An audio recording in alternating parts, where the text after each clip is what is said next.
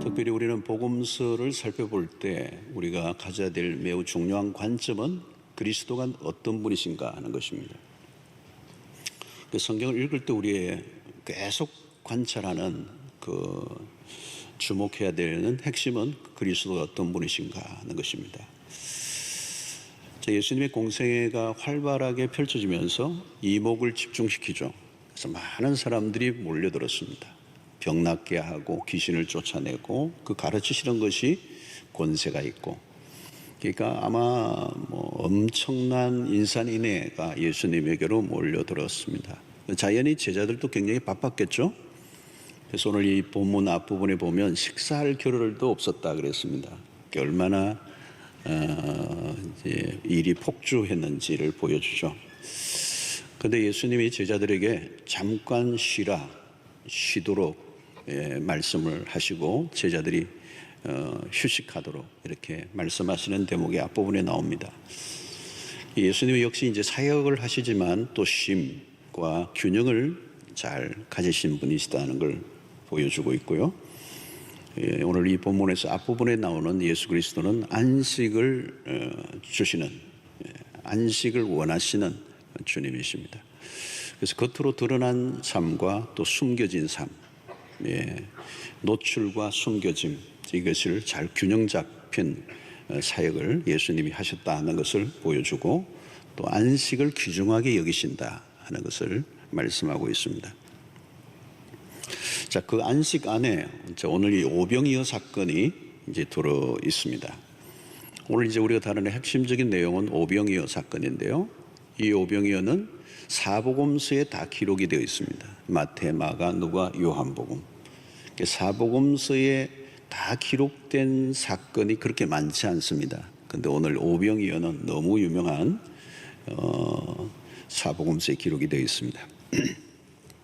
34절을 한번 볼까요? 예수께서 나오사 큰 무리를 보시고 그 목자 없는 양 같음으로 인하여 불쌍히 여기사 이에 여러 가지로 가르치시더라.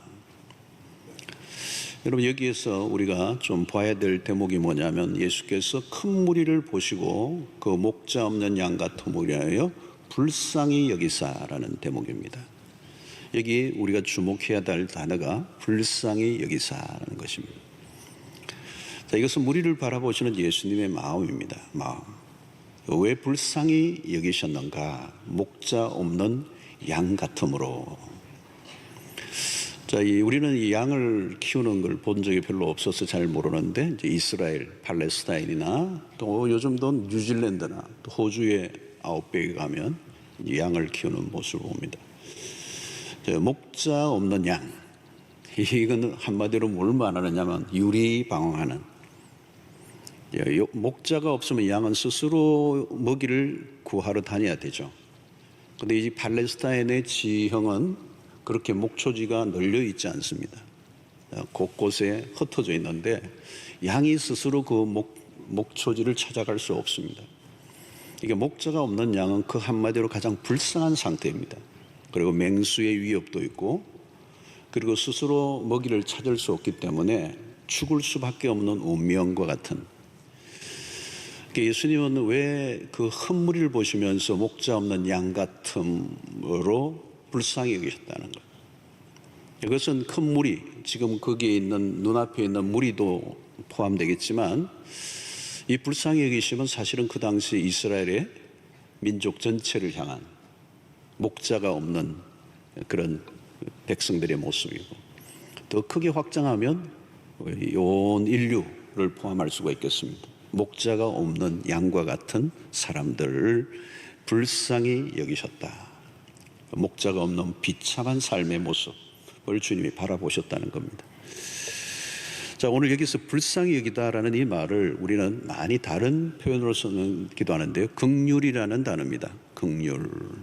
영어로는 compassion이죠. compassion. com과 passion. 이게 이제 라틴어에서 온 단어입니다. 영어가. 이 본래의 뜻은 뭔가 하면 함께 고통받다는 뜻입니다. 함께 고통을 받다. 불쌍히 여긴다, 긍휼히 여긴다, 이 표현은 함께 고통을 받는다. 그러니까 가벼운 동정심을 의미하지 않습니다. 그러니까 고통하는 곳에 깊이 들어가 그 사람의 고통 안으로 들어가서 그분과 함께 고통을 당한다. 이제 이런 의미가 이 불쌍히 여기다는 말의 뜻이 있습니다. 그러니까 이 단어는, 긍휼이라는 단어는 가벼운 단어가 아닙니다. 우리가 어떤 사람을 긍휼히 여긴다라고 할 때 이거는 굉장히 시리어스한 거예요. 굉장히 깊이 있는 얘기입니다. 대개는 우리는 긍휼히 여기는 것을 원치 않습니다. 그러니까 어떤 힘들고 고통하는 사람을 보면 우리 외면하고 싶어 해요. 왜냐하면 그 안으로, 고통 안으로 들어가는 것은 굉장히 심각한, 나에게도 어려움을 줄 수 있기 때문에. 길거리에 노숙자에게 동전을 던져주는 것은 누구나 할 수가 있습니다. 그러나 긍휼히 여긴다는 말은 다른 뜻입니다. 그분의 고통 안으로 들어간다는 얘기입니다. 이제 우리가 형제도 마찬가지예요. 형제가 굉장히 힘들 때 형제에게 얼마를 도움을 줄 수 있는데 긍휼히 여긴다는 말은 다른 표현입니다.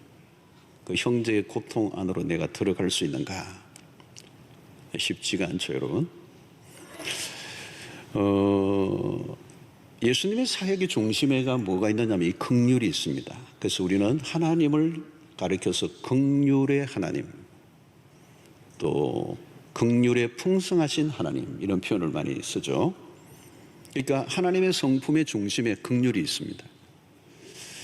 하나님의 세상에 당신의 아들을 보내신 이유 안에도 하나님의 성품이 있습니다. 긍휼히 여기심, 불쌍히 여기심. 그러니까 인카네이션이라는, 예수 그리스도의 이 땅에 오셨다는 그 사실이 뭘까요? 고통의 한가운데로 들어오신 겁니다. 컴패션입니다, 이게. 여러분, 아직도 세상이 심판받지 않고 돌아가는 것은 하나님의 긍휼하심 때문입니다.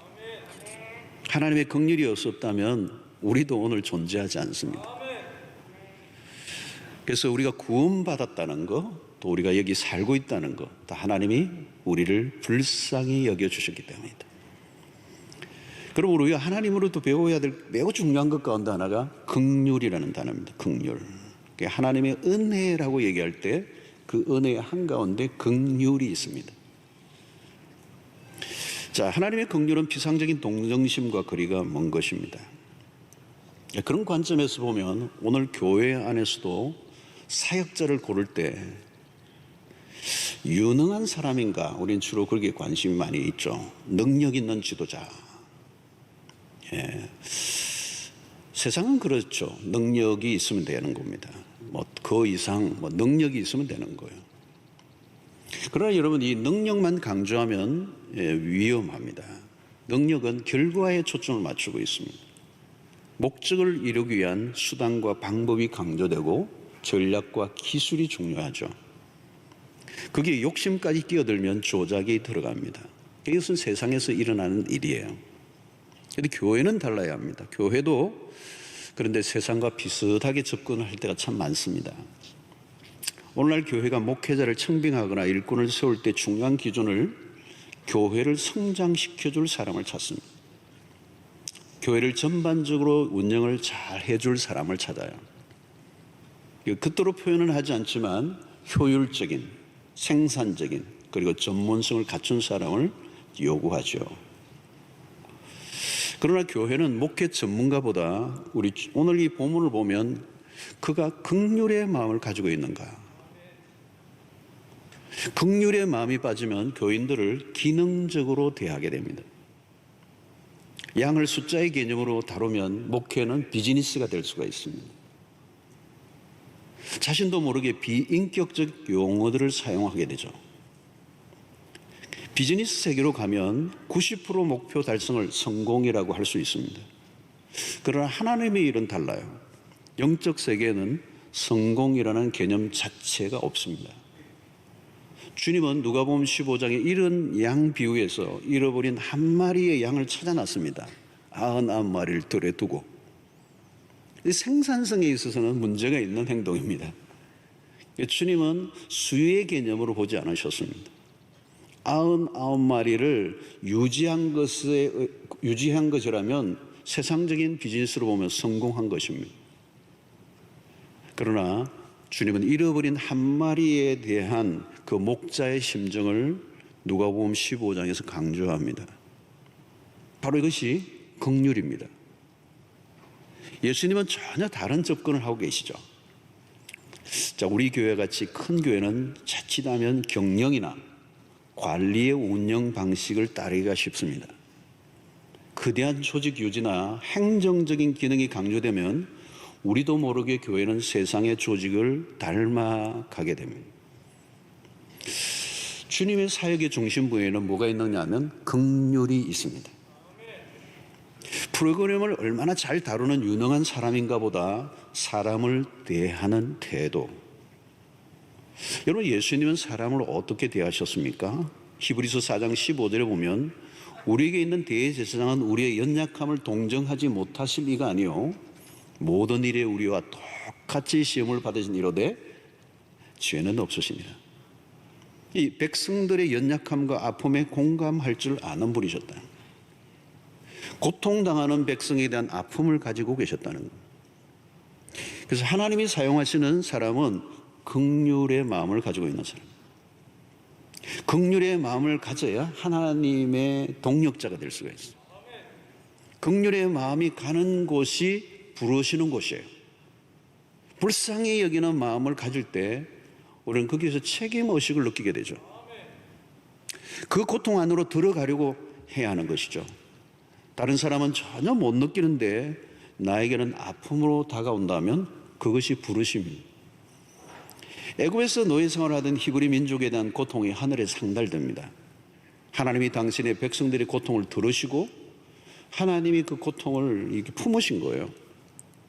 그래서 출애굽기 3장 7절에 보면 여호와께서 이르시되 내가 애굽에 있는 내 백성의 고통을 분명히 보고 그들이 그들의 감독자로 말미암아 부르짖음을 듣고 그 근심을 알고. 하나님은 고통하는 백성의 아픔에 공감을 하시고 그 고통으로부터 건져내기 위하여 모세를 부르십니다. 그래서 그 모세에게 이 백성의 고통을 이제 들으라는 거죠. 그리고 그게 반응하라고 요청하십니다. 하나님은 깨어지고 망가진 세상에 대해서 매우 아파하시는 분이십니다. 하나님은 긍휼이 참으로 많으신 분이십니다. 자, 오늘 이 긍휼이 어떻게 나타나는가 하는 게 오병이의 사건입니다. 35절에 보니까 때가 저물어가매 제자들이 예수께 나와 여짜오되 이곳은 빈 들이요 저물어가니 그랬습니다. 시간이 저물어가고 어둠이 밀려오는데 빈들입니다. 아무것도 없어요. 제자들이 손쉬운 제안을 하나 꺼내놓습니다. 36절에 보니까 무리를 보내어 두루 촌과 마을로 가서 무엇을 사먹게 하옵소서. 여러분, 이 제자들이 지금 이 제안을 들어보면 제자들에게 뭐가 없는가 하면 긍휼이 없습니다. 목자 없는 양같이 불쌍히 여기는 주님의 마음이 없어요. 그냥 두루 흩어 보내서 알아서 먹게 하자는 거예요. 예. 그때 주님이 제안을 하시죠. 37절에 대답하여 이르시되 너희가 먹을 것을 주라 하시니 여짜되 우리가 가서 200데나리온의 떡을 사다 먹으리까. 이 제자 중에 또 한 사람 참 똑똑한 사람이 나오죠. 어디를 가나 계산을 잘하는 사람은 항상 있습니다. 200데나리온이나 듭니다. 예수님 물정을 모르시군요. 이런 거죠. 왜 예수님이 너희가 먹을 것을 주라고 하셨을까요? 제자들을 떠보신 거죠. 믿음이 있는지, 벌어진 상황에 대해서 어떻게 반응하는가를 보면 그 사람의 믿음이 보입니다. 제자들은 지극히 상식적인 반응을 하고 있죠. 그때 주님은 너희들이 먹을 것을 주라. 이 말씀은 뭔가 하면 문제를 피상적으로 대하지 말고 그 문제 안으로 뛰어 들어가 보라는 거예요.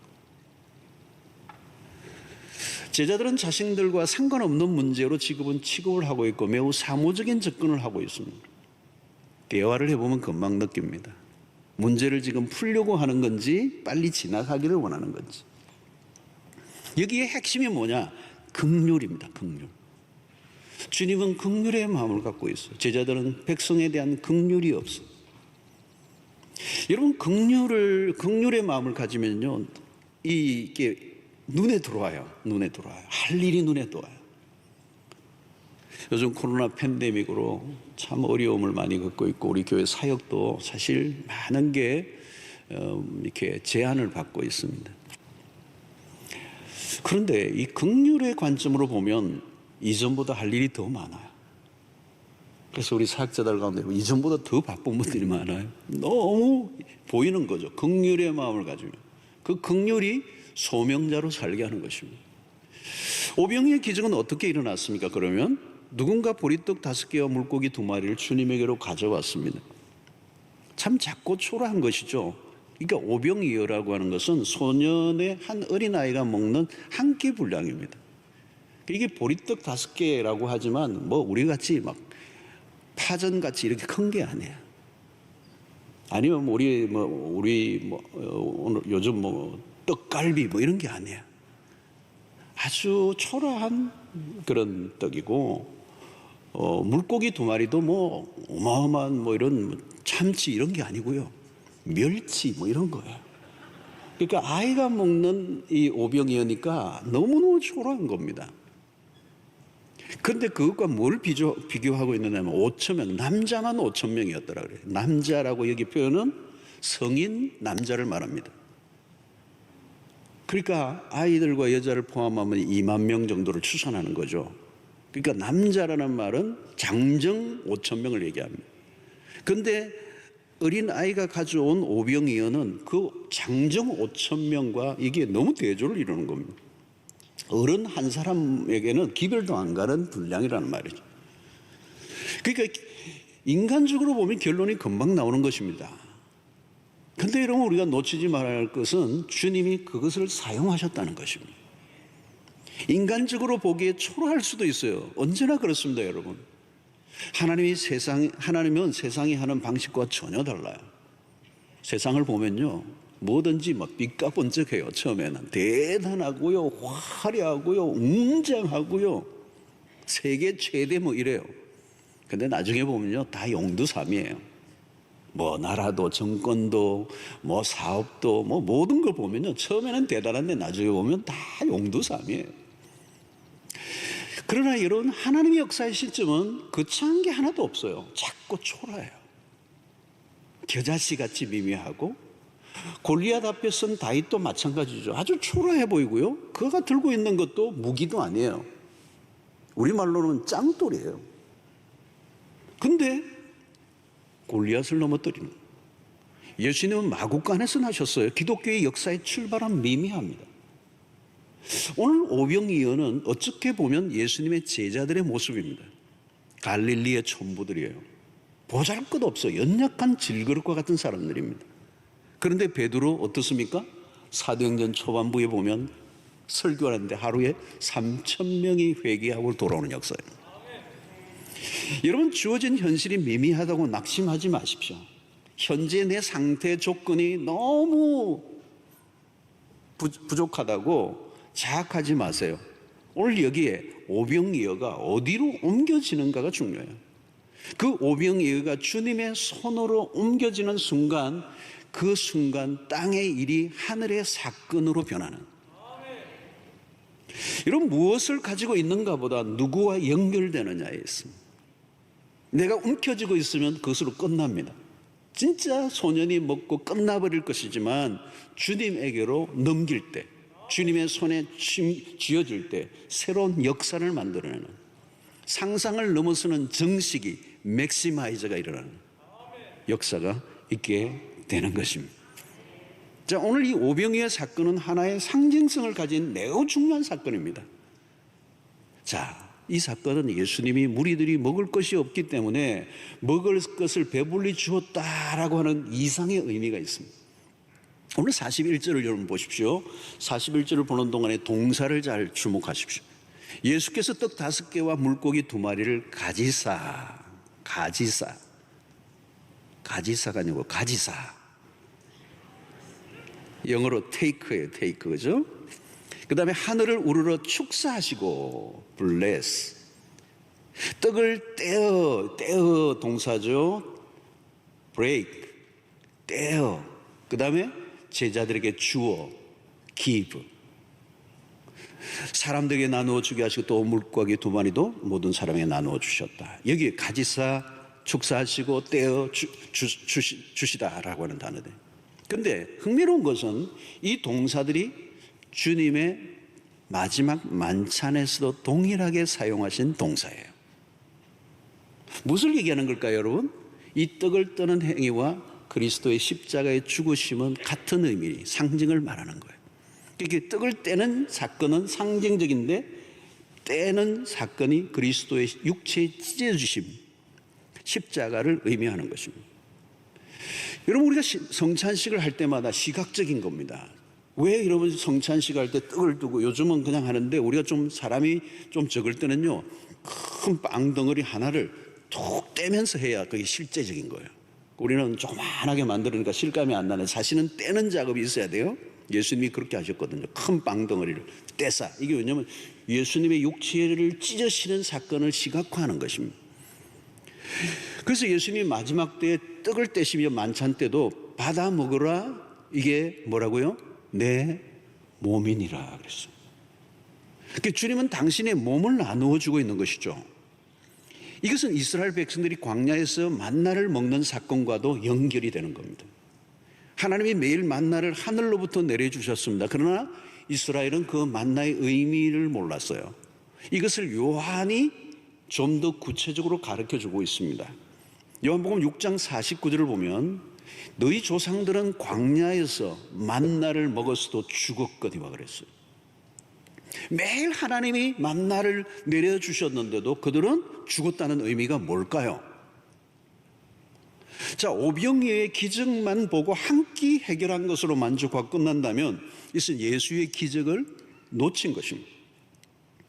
요한이 얘기한 글에서 귀를 기울여야 되는데요. 요한복음 6장 50절로 51절입니다. 이는 하늘로서 내려오는 떡이니 사람으로 하여금 먹고 죽지 아니하게 하는 것이니라. 나는 하늘에서 내려온 살아있는 떡이니 이 떡을 먹으면 영생하리라. 내가 줄 떡은 곧 세상의 생명을 위한 내 살이니라 하시니라. 35절에 한 번 더 보십시오. 예수께서 이르시되 나는 생명의 떡이니 내게 오는 자는 결코 줄이지 아니할 터이요 나를 믿는 자는 영원히 목마르지 아니하리라. 여러분, 떡이, 진짜 떡은 뭐냐? 그리스도 당신이라는 거예요. 다 배불리 먹고 남는 역사는 그저 주어진 것이 아니라 그리스도가 당신 자신을 바치심으로 주어진 은혜다라는 겁니다. 여러분, 이 오병이의 사건을 통하여 어떤 일이 지금 오늘 본문에 일어나는가? 42절 보십시오. 오늘 설교 제목이고 42절 한 절이 이렇게 짧습니다. 성경 암송하기 굉장히 좋은 구절이에요. 다 배불리 먹고 이러면 한 절이 딱 암송되는 거예요. 자, 여러분, 이게 설교 제목이에요. 오늘 상징적인 표현입니다. 다 배불리 먹고, 요한복음에는 뭐라고 얘기하느냐면 그들이 원하는 대로 주사 그랬어요. 그 말은 뭐냐면 그 군중들이 배 사이즈에 따라 다 주셨다는 거예요. 많이 드시고 싶은 분은 더 주고 원대로 주셨다는 거예요. 더블로 주시고 꽃배기로 주시고 무한 리필로 주시고 뭘 마음껏 먹었다는 거예요. 자, 여러분, 여기에서 다 배불리 먹고라는 이 표현은 하나님의 나라가 지금 도래한 것을 상징적으로 표현한 것입니다. 성도 여러분, 인간의 타락으로 인하여 찾아온 현상 중 하나가 뭔가 하면 결핍입니다. 배가 고프고 목이 마르고, 이게 인류가 겪는 일상이에요. 그래서 예수님이 큰 무리를 바라보시며 불쌍히 여기신 이유는 뭔가? 육신적 피로 때문이 아니에요. 근원적인 목마름이에요. 하나님을 떠난 인간이 겪는 것이 뭐냐? 허기짐이에요. 아무리 노력해도 이 공허함이 채워지지가 않아. 일평생 결핍을 해결하려고 몸부림을 치는 게 인생이에요. 돈을 아무리 벌어도 결핍을 느껴. 여러분, 우리가 그리스도를 알기 전에 삶이 그랬습니다. 부족과 결핍에 시달렸어요. 안 채워지는 거예요. 이스라엘 백성들이 왜 광야에서 원망과 불평으로 일삼았는가? 불만족이 일상이었어요. 돌았으면 배가 고파요. 이것은 빵의 문제가 아니고 욕망의 문제예요. 아무리 채워도 부족한 거예요. 그래서 여러분, 하나님을 떠난 인간의 비참한 상태의 특징이 뭔가? 부족함, 불만족, 결핍. 여러분, 누가복음 15장의 탕자가 집을 떠난 순간부터 그는 결핍이 시작된 거예요. 날 무엇을 해도 아슬아슬한 겁니다. 왜 그래요, 여러분? 하나님을 떠난 인간은 원천적인 공급이 끊긴 겁니다. 하나님의 공급이 끊겨버렸기 때문에 스스로 공급을 책임져야 합니다. 당연히 결핍에 시달릴 수밖에 없어요. 그런데 오늘 여기 표현 42절에 다 배불리 먹고 하나님의 나라의 잔치가 벌어지는 것을 보여줍니다. 하나님의 나라는 모든 것이 충만하고 부족함이 없다라고 하는 걸 가르쳐 주는 거죠. 그래서 43절 보십시오. 남은 떡 조각과 물고기를 12바구니에 차게 거두었으며 44절 떡을 먹은 남자는 5,000명이었더라. 오늘 여기에 남은 떡 조각과 물고기를 거두어들이게 하셨어요. 왜 거두게 하셨을까? 다 먹었는데 충만하게. 일종의 피날레예요. 배불리 먹고 끝나는 것이 아니라 거두어들이면서 제자들이 한 번 더 확인하면서 흥분하는 거예요. 주님이 베푸신 풍성함을 다시 한번 실감나게 하는 거예요. 5,000명이 먹고도 남는 역사를 온몸에 각인시켜 주는 것이죠. 제자들에게 매우 중요한 레슨입니다. 그리스도가 이 세상에 오신 목적을 상기시키는 거죠. 목자 없는 양 같은 백성들을 향한 주님의 긍휼이 유감없이 드러난 사건을 제자들이 알게 한 것입니다. 자, 성도 여러분, 세상을 보면서 주님이 가지셨던 이 긍휼의 마음이 있는가 하는 거예요. 제가 아는 어느 집사님은 전도를 아주 열심히 하는 분이에요. 어느 날 전도를 위해서 오랫동안 만나지 않았던 친구와 약속을 했어요. 오랫동안 안 만났어요.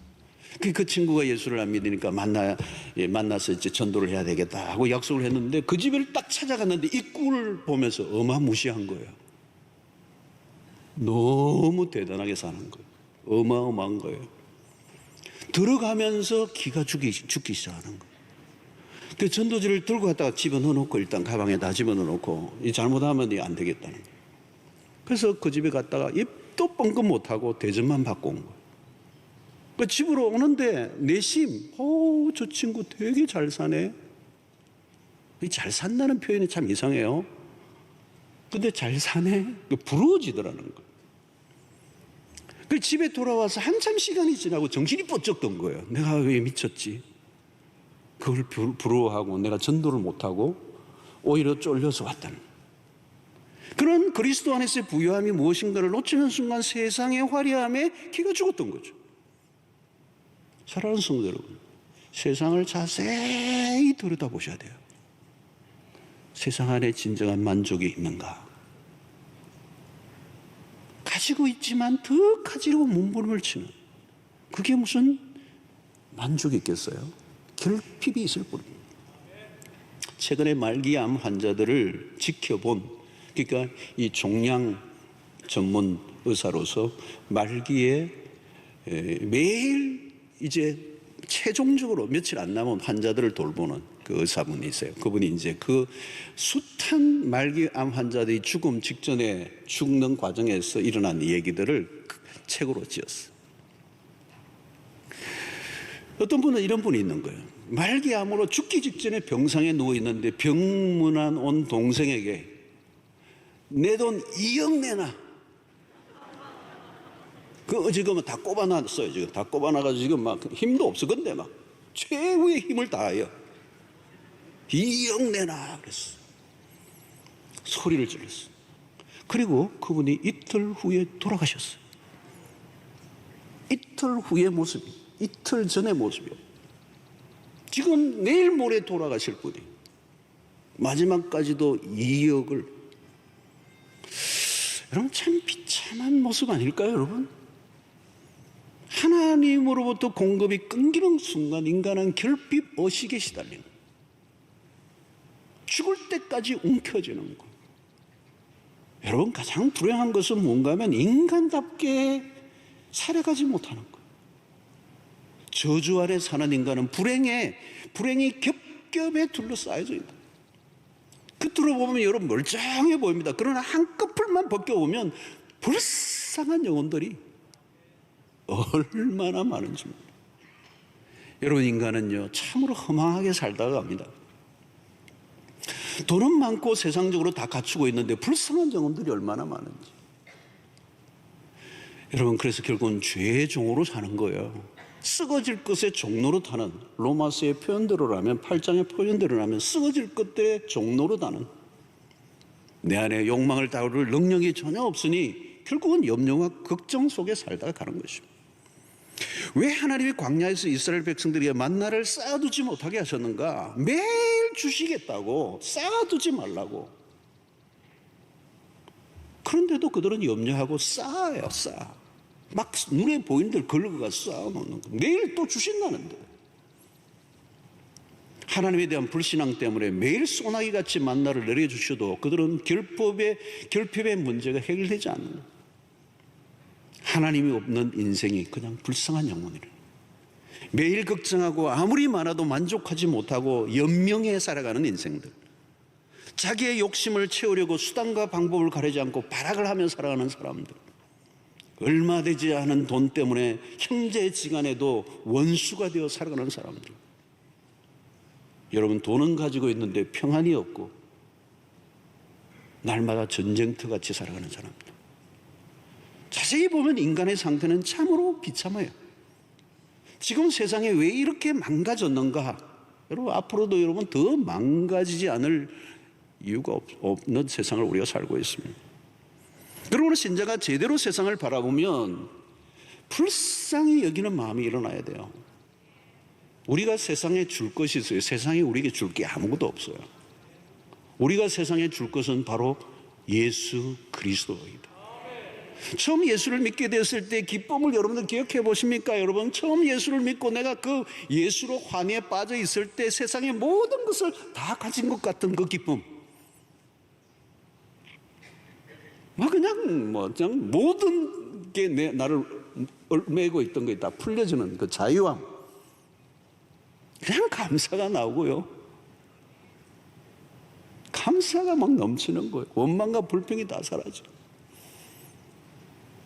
예수 그리스도 한 분만으로 만족하네. 그 찬양을 막 100번 불러도 그냥 그게 아멘이 되고, 그 그리스도 안에서 주어지는 포만감.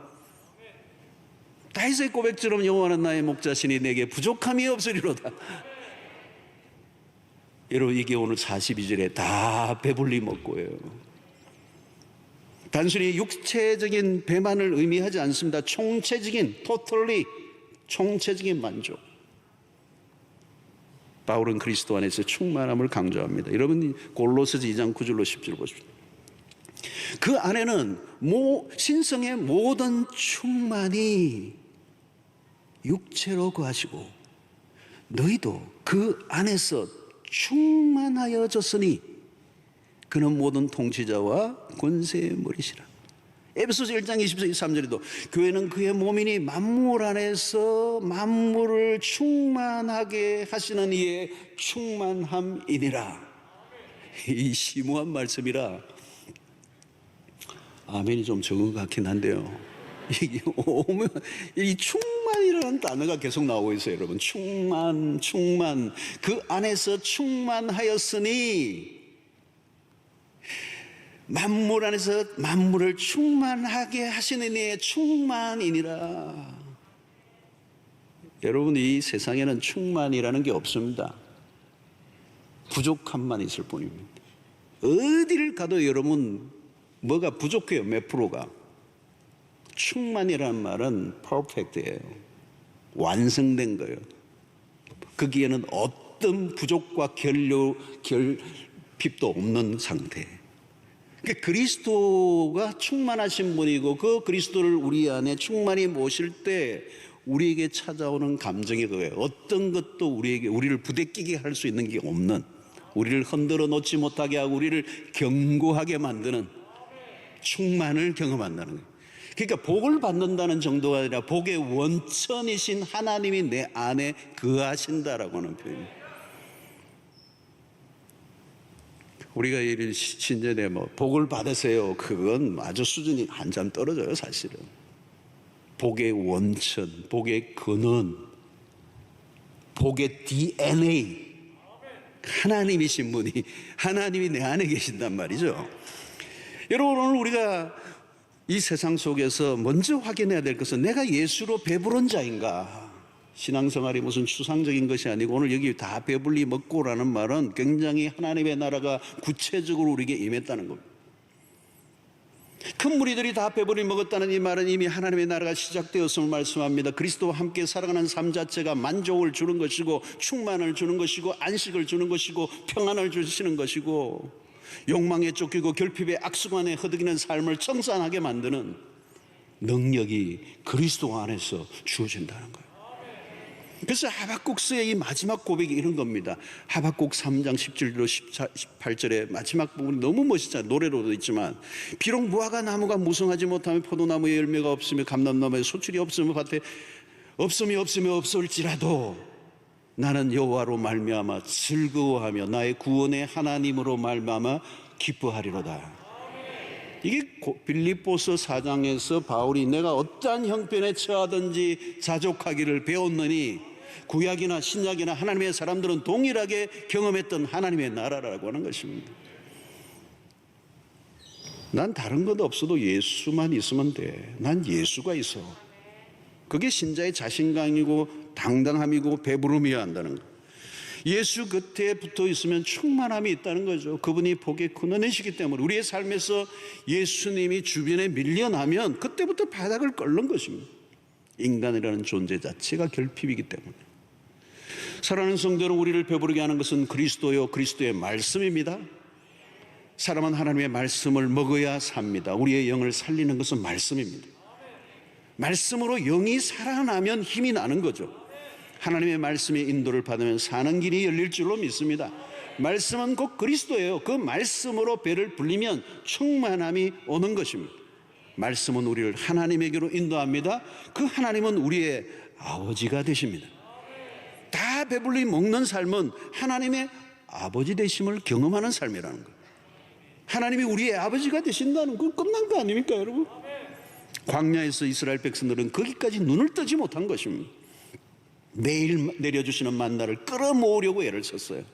영적인 눈이 열리지 않을 때 그렇게 비극적으로 살게 되는 것입니다. 이 결핍으로 난무한 원망과 불평으로 염려와 근심으로 살아가는 이 세상의 한가운데서 영적인 눈이 열려 오늘 또 하나님이 우리 안에서 말씀으로 배부름을 충분히 경험하게 하시는 은혜를 맛볼 수 있게 되기를 축원합니다. 그때 우리가 할 일은 뭐예요? 우리가 눈을 뜨고 나니까 배부른 자로 정말 힘겹게 살아가는 사람들을 향하여 긍휼의 마음을 가지게 된다는 거예요. 아유, 저건 정말 불쌍하구나. 여러분, 세상의 눈으로 보면 뭐 대단해 보이는데요, 어떤 분은요 돈밖에 없어. 돈밖에 없는 인생, 그 행복한 인생일까요, 여러분? 결코 성경은 그러지 않아요. 불쌍한 인생이에요. 돈밖에 없는 인생.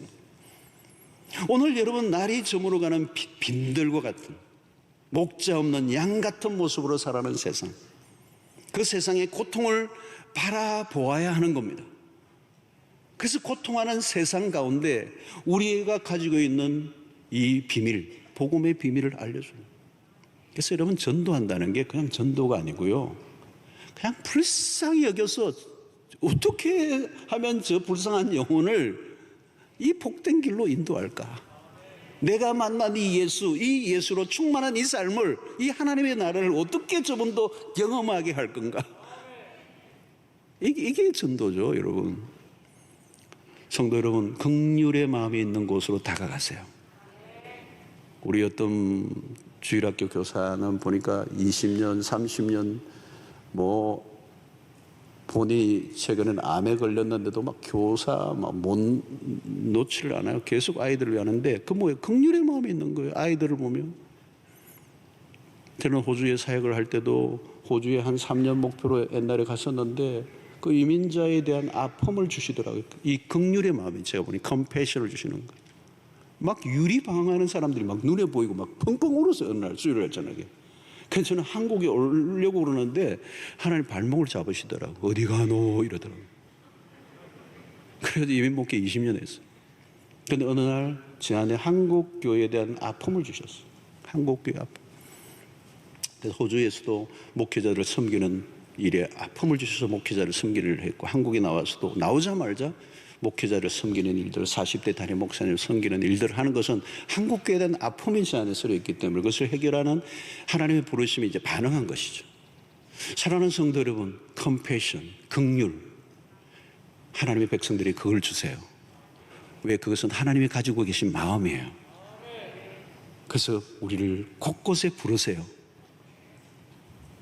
컴패션은 그냥 동정하는 게 아니에요. 그 고통의 한가운데 들어가 그들과 함께하는, 그래서 그들에게 그리스도를 소개하고 내가 경험한 하나님을 그들도 경험하게 하는 삶을 사는 것이 가장 가치 있고 보람된 인생인 줄로 믿습니다. 나는 배부른 자인가? 그리고 결핍에 충만한 세상 가운데 이 충만함을 모두가 경험하게 하는 일에 우리의 삶이 귀하게 쓰여지게 되기를 주의 이름으로 축원합니다.